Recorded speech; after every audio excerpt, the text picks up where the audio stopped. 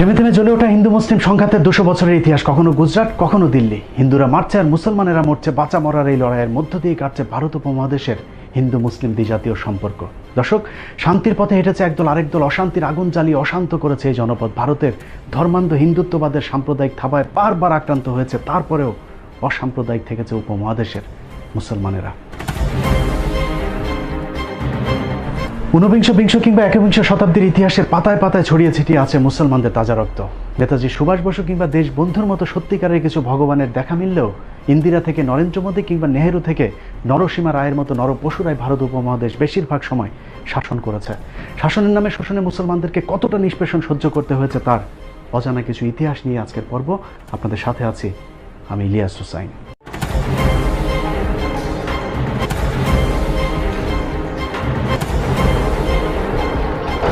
হিন্দু শাসকদের শোষণের চিত্র দেখার আগে এক ঝলকে ভারতের মুসলিম শাসনের চিত্রটা একটু দেখে আসা যাক। মোহাম্মদ বিন কাসিম, ইখতিয়ার উদ্দিন, মোহাম্মদ বিন বখতিয়ার খিলজি, কুতুবউদ্দিন আইবেক, মোগল বাদশাহ বাবর, খান জাহান আলী ছাড়াও যেসব অলিয়া উলিয়াদের হাত ধরে ভারত উপমহাদেশের মুসলিম শাসনের গোড়াপত্তন ঘটেছিল, নাম শুনলেই বোঝা যায় তাদের আগমন ঘটেছিল মধ্যপ্রাচ্য থেকে।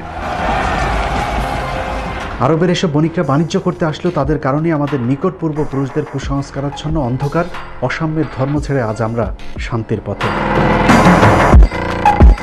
আরবের এসব বণিকরা শুধু নিতেই আসেনি, দিয়েও গেছেন দুহাত ভরে। গোটা ভারতের আধুনিক সভ্যতার 700 বছরের মুসলিম শাসন আমলের স্থাপত্য আর ঐতিহ্যের উপর ভর করে দাঁড়িয়ে আছে। জীবন্ত কিংবদন্তি ভারতীয় ইতিহাসবিদ গোলাম মর্তুজার মতে ইসলামের মহান সাম্য ও শান্তির বাণী আরবদের পোশাক, খাবার, ধর্মীয় রীতিনীতি সবই দারুণভাবে আকৃষ্ট করেছিল এদেশীয় হিন্দু অহিন্দু সহ সব শ্রেণীর মানুষদেরকে। ভারতে মুসলমান আসার আগে কি পরিস্থিতি ছিল এটা একটু জানা দরকার।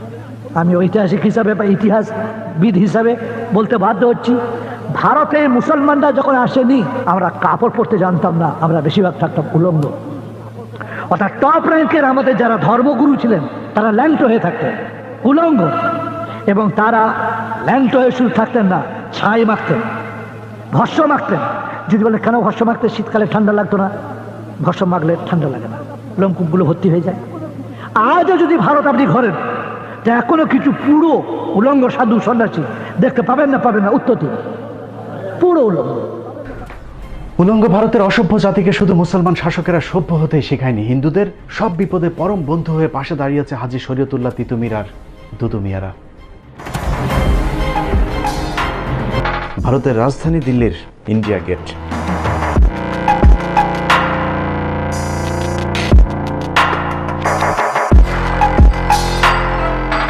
ভারতীয় ইতিহাসের সাক্ষী ইন্ডিয়া গেটের বুক জুড়ে খোদাই করা আছে প্রায় 92,353 জন শহীদের নাম, যার মধ্যে মুসলিম শহীদের সংখ্যা প্রায় 62,945 জন। তারপরেও ইতিহাস বিকৃতির মধ্য দিয়ে মুসলিম নায়কদেরকে হিন্দুদের চোখে সবচেয়ে খলনায়ক বানানো হয়েছে। কথায় কথায় উগ্র হিন্দুরা যাদেরকে পাকিস্তানে চলে যাবার কথা বলে, সেই মুসলিম বীরদের বীরত্বের চিত্রটা দেখলেই পরিষ্কার হয়ে যাবে আসলে ভারত উপমহাদেশে মুসলমানদের অবদান কি। বাংলাদেশের স্বাধীন নবাবের সময় ভারত পরাধীন হয়েছিল তিনাকে দিয়ে শুরু করি। ভারতের স্বাধীনতা রক্ষায় প্রথম শহীদের নাম নবাব সিরাজউদ্দৌলা, যিনি একজন মুসলিম। মির্জাফরের বিশ্বাসঘাতকতায় 1757 সালের 23 জুন পলাশীর যুদ্ধে নবাব সিরাজউদ্দৌলার পতনের পর যিনি ইংরেজদের বিরুদ্ধে প্রথম অস্ত্র হাতে তুলে নিয়েছিলেন তিনি মীর জাফরেরই জামাতা মীর কাসিম, তিনিও একজন মুসলমান। 1764 সালে বক্সারের যুদ্ধে মীর কাসিমের পরাজয়ের মধ্য দিয়ে মুসলিম শাসনের পরিসমাপ্তি ঘটে, আর সেই সাথে ডুবে যায় ভারত উপমহাদেশের স্বাধীনতার শেষ আলোটুকু।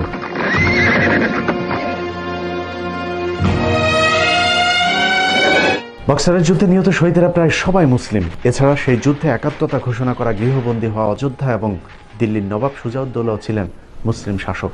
এরপরই 1765 সালে ব্রিটিশদের দীর্ঘ প্রতীক্ষিত দেওয়ানির সুবিধা লাভ করার পর শুরু হয় 200 বছরের অত্যাচার আর নির্যাতনে ভরা শাসনের নামে ইংরেজদের শোষণ। জমিদারি সুবিধা পেয়ে হিন্দু জমিদাররা সেই শাসন মেনে নিলেও মুসলিমরা বিদ্রোহ চালিয়ে যেতে থাকে।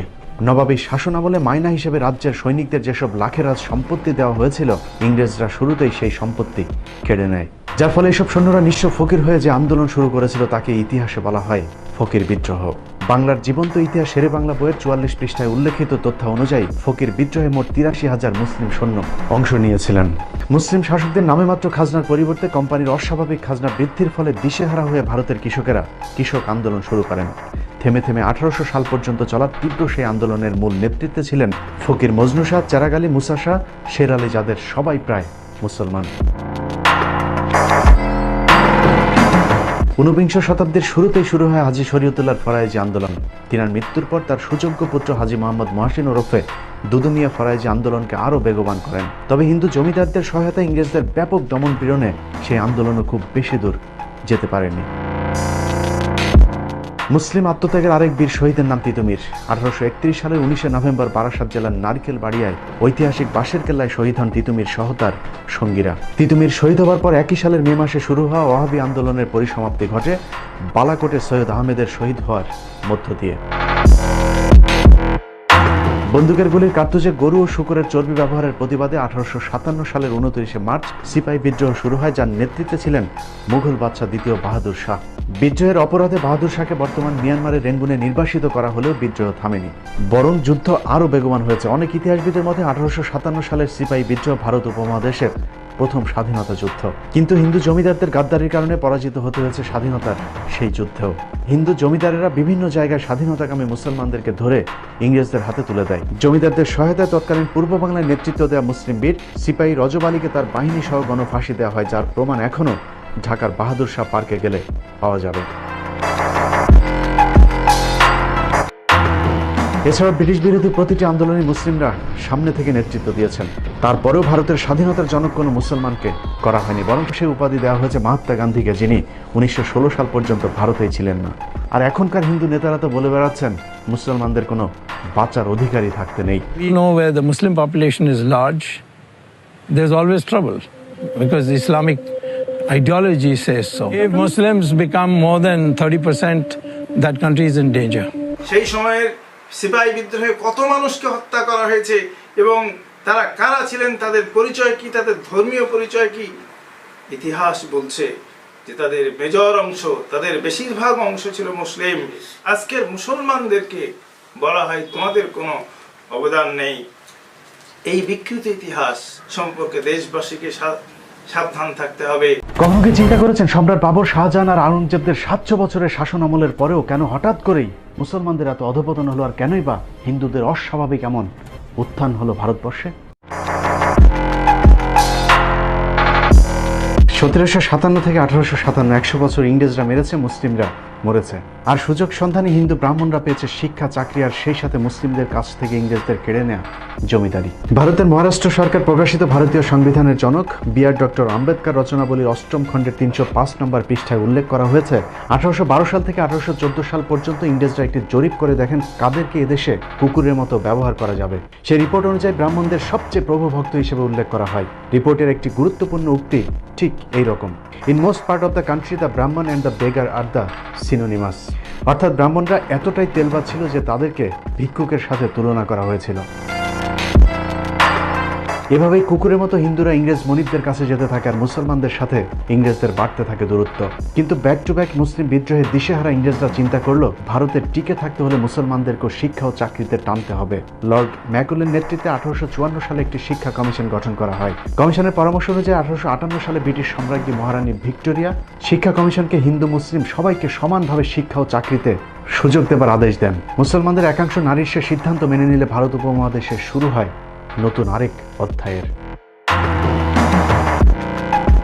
মুসলিমরা যখন হিন্দুদের স্বার্থপরতা বুঝে নিজেরাও শিক্ষা, চাকরির সুবিধা নিতে রাজি হয়, তখনই একে একে বের হতে থাকে হিন্দুদের আসল হিংসাত্মক চরিত্র।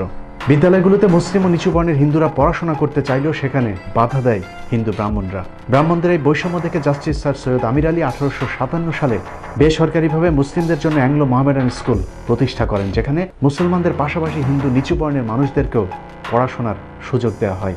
আর এতে আরও ক্ষিপ্ত হয়ে ওঠে হিন্দু ব্রাহ্মণরা, কারণ সে সময় নিচু জাতের হিন্দুদের জন্য বিদ্যা অর্জন তো দূরের কথা, ধর্মীয় গ্রন্থ ছুঁয়ে দেখাও নিষিদ্ধ ছিল।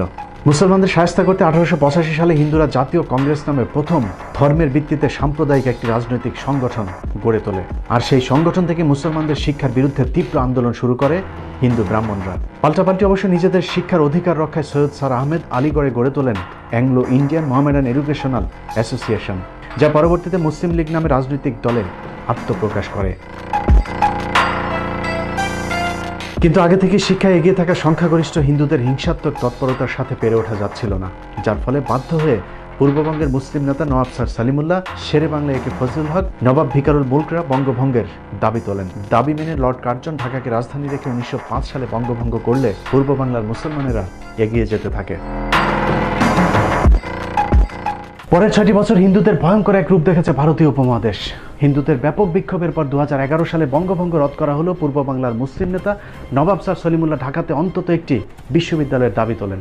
লর্ড হার্ডিঞ্জ সেই দাবি মেনে নিলে হিন্দুরা সেটারও বিরোধিতা করেন, আর যার নেতৃত্বে ছিলেন আমাদের সবার প্রিয় রবীন্দ্রনাথ ঠাকুর। রবীন্দ্রনাথের নাম শুনে অনেকেরই কপাল হয়তো মাথায় উঠতে পারে, কিন্তু ইতিহাস কখনো মুছে ফেলা যায় না। মুসলিম শিক্ষা এবং ঢাকা বিশ্ববিদ্যালয়ের বিরুদ্ধে রবীন্দ্রনাথের নেতৃত্বে ব্যাপক সেই আন্দোলনের অংশ হিসেবে 1912 সালে কলকাতার গড়ের মাঠে বিশাল এক জনসভার ডাক দেওয়া হয়। সেই জনসভায় রবীন্দ্রনাথ ঠাকুর, ঈশ্বরচন্দ্র বিদ্যাসাগর এবং RSS সমর্থিত রাজনৈতিক দল হিন্দু মহাসভার প্রতিষ্ঠাতা সভাপতি শ্যামাপ্রসাদ মুখার্জির পিতা আশুতোষ মুখার্জির নেতৃত্বে হিন্দুদেরকে সাম্প্রদায়িকভাবে খেপিয়ে তোলা হয়। ঢাকা বিশ্ববিদ্যালয় প্রতিষ্ঠার বিরুদ্ধে সশস্ত্র সে আন্দোলনে ব্রিটিশ আমলাদের খুন করার পাশাপাশি হিন্দুদের 7 জন সন্ন্যাসী আত্মাহুতি দেয়।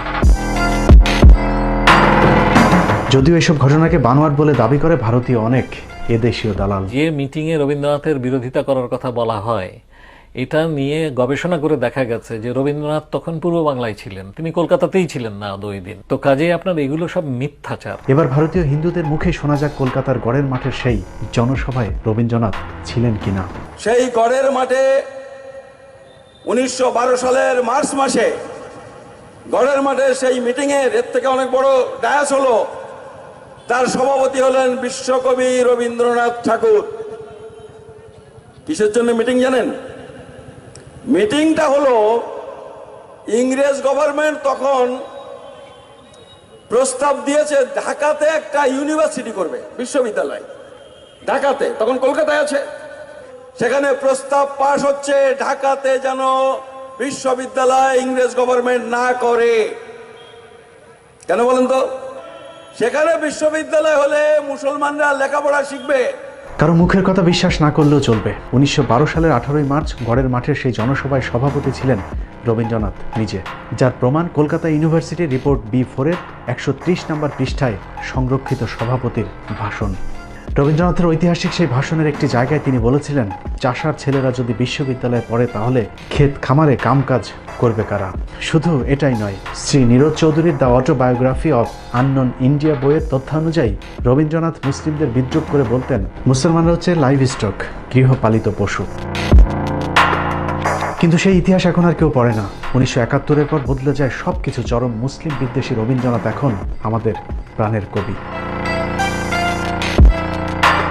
দুর্গাকে উদ্দেশ্য করে যার লেখা কবিতাটাই এখন আমাদের জাতীয় সঙ্গীত। হিন্দুদের মা দুর্গাকে নিয়ে লেখা যে কীর্তনকে আমরা জাতীয় সঙ্গীত হিসাবে গেয়ে থাকি, সেটার মূল গান 25 লাইনের। 1905 সালে লেখা একটি গানকে হাস্যকরভাবে 1971 সালে স্বাধীন হওয়া একটি দেশের জাতীয় সঙ্গীতের স্বীকৃতি দেওয়া হয়। উইকিপিডিয়ার তথ্য অনুযায়ী যে গানের সুর আবার চুরি করা হয়েছিল গগন হারকরা নামের এক লোকসঙ্গীতের শিল্পীর গাওয়া গান থেকে। সেটা তো সমস্যা নেই, মূল সমস্যা হলো হিন্দুদের মা দুর্গাকে নিয়ে লেখা গানের বিশেষ যে কয়টি লাইন বাদ দেওয়া হয়েছে, সে লাইনগুলো পড়লেই সবার কাছে পরিষ্কার হয়ে যাবে এটা আসলে বাংলাদেশের জাতীয় সঙ্গীত নাকি আমাদেরকে দিয়ে কৌশলে মূর্তির গুণগান করানো হচ্ছে। 71-এর পর রবীন্দ্রনাথ, ঈশ্বরচন্দ্রদের মতো এরকম অনেক মুসলিম বিদ্বেষীদেরকে আমাদের ইতিহাসে সুপ্রতিষ্ঠিত করা হয়েছে, অথচ যাদের কারণে আমরা আজ আলাদা ভূখণ্ডে বিদ্যা অর্জন করার সুযোগ পেয়েছি, সেই সব নায়কদেরকে আমাদের চোখে করা হয়েছে খলনায়ক। আজকের ঢাকা বিশ্ববিদ্যালয় প্রতিষ্ঠায় যাদের অবদান সবচেয়ে বেশি, তাদের দুজনের মধ্যে একজন নবাব স্যার সলিমুল্লাহ, জিনার দান করা 600 একর জমির উপর দাঁড়িয়ে আছে আজকের ঢাকা বিশ্ববিদ্যালয় এবং বুয়েট। স্যার সলিমুল্লাহর নাম নিভু নিভু করে আমাদের ইতিহাসে জ্বললেও মুছে গেছে আরেক মহামানব মোহাম্মদ আলী জিন্নার নাম। 1971 সালের আগ পর্যন্ত মোহাম্মদ আলী জিন্নার নামে থাকা জিন্না হলটিও এখন বদলে হয়েছে সূর্য সেন হল। অথচ এই সূর্য সেন বঙ্গভঙ্গ এবং ঢাকা বিশ্ববিদ্যালয় প্রতিষ্ঠার ঘোর বিরোধী ছিলেন। আর জিন্নাহ হচ্ছে সেই ব্যক্তি যিনি বড় লাটের কাছে হিন্দুদের 18 বার প্রবল আপত্তি সত্ত্বেও ঢাকা বিশ্ববিদ্যালয় বিল আইন পরিষদে পাশ করানোর জন্য ইম্পেরিয়াল লেজিসলেটিভ কাউন্সিলে যুদ্ধ করেছিলেন। ভারতের বিখ্যাত লেখক শৈলেশ কুমার বন্দ্যোপাধ্যায়ের লেখা জিন্নাহ পাকিস্তান নতুন ভাবনা বইয়ের 26 নম্বর পৃষ্ঠার তথ্য অনুযায়ী 1971 খ্রিস্টাব্দে জিন্নাহ ইম্পেরিয়াল লেজিসলেটিভ কাউন্সিলে যে ঐতিহাসিক বক্তৃতা দিয়েছিলেন তার মধ্যে ঢাকা ও পাটনা বিশ্ববিদ্যালয় বিল অন্যতম।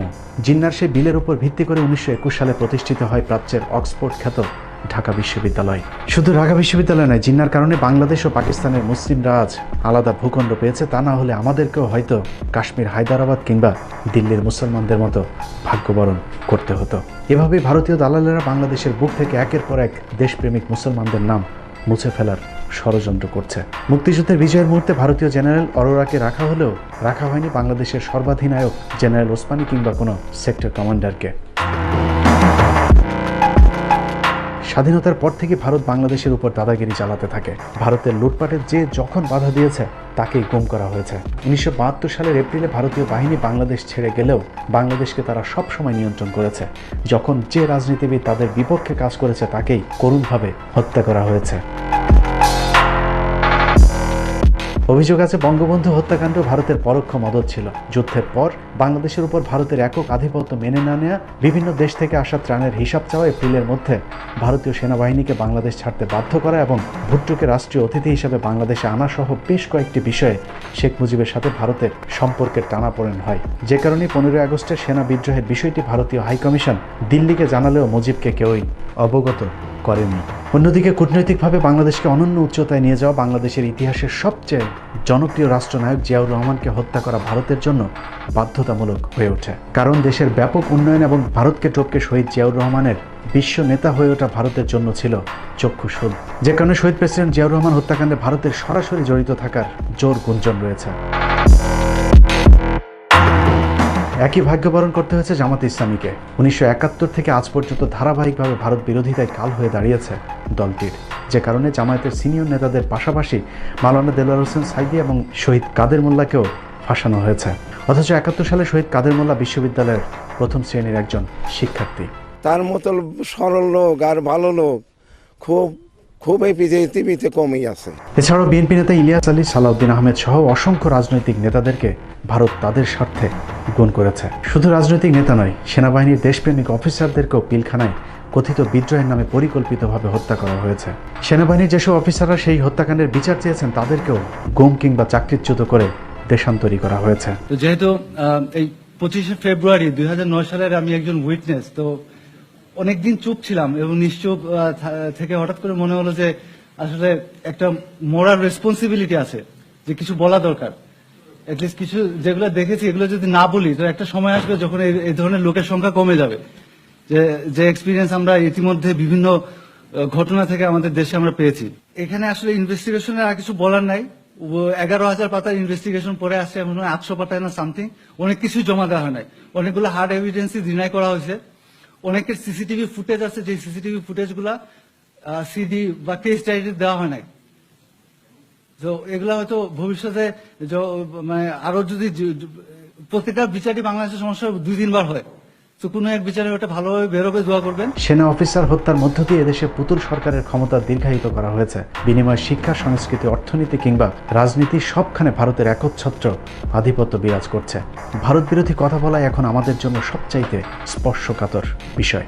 কথা বলেছিলাম এনআরসি নিয়ে, এটা আপনারা অনেকে জানেন না, আমি বলার সুযোগ পাইনি, যে আপনাদের একটু জানা দরকার। যে একজন ঊর্ধ্বতন গোয়েন্দা সংস্থার লোক আমাকে বলেছিল, নূর তুমি তো ইদানিং ভালো কথা বলো, তবে এভাবে সরকারের বিরোধিতা করে তো টিকতে পারবা না। আর এনআরসি ভারতের বিষয়, এগুলো নিয়ে তুমি কথা না বলাটাই বেটার। দ্যাট মিনস সে কিন্তু আগে থ্রেট দিত, এখন থ্রেট না, জেন্টেল ওয়েতে কিন্তু থ্রেট দিয়ে দিয়েছে যে এটা নিয়ে কথা না বলা বেটার। দ্যাট মিনস আমাকে কিন্তু নিষেধ করে দিছে। শেখ মুজিব থেকে জিয়াউর রহমান, শহীদ আব্দুল কাদের মোল্লা থেকে আবরার ফাহাদরা যখন জীবন দিয়েছে তখন আমরা ভারতের বিপক্ষে চুপ ছিলাম। কিন্তু একটু ভেবে দেখুন, কাল আমি, তার পরদিন হয়তো আপনার পালা।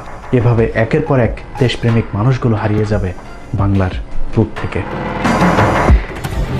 একটি বাংলাদেশ তুমি জাগ্রত জনতার, জাগ্রত সেই জাতি আজ ঘুমিয়ে আছে। ঘুমন্ত সেই জাতির ঘুম ভাঙানোর ক্ষমতা হয়তো আমার আপনার মতো 2-1 নেই। তারপরেও গেয়ে যাব গানে গানে, আমরা হয়তো হারিয়ে যাব, কিন্তু এই প্রান্তরে আসা নতুন কোনো পাখির ঘুম ভাঙানিয়া গানে হয়তো একদিন জেগে উঠবে হযরত শাহজালাল, শাহপরাণ, শাহ মাকদুমদের উত্তরসূরিরা। আল্লাহ হাফেজ।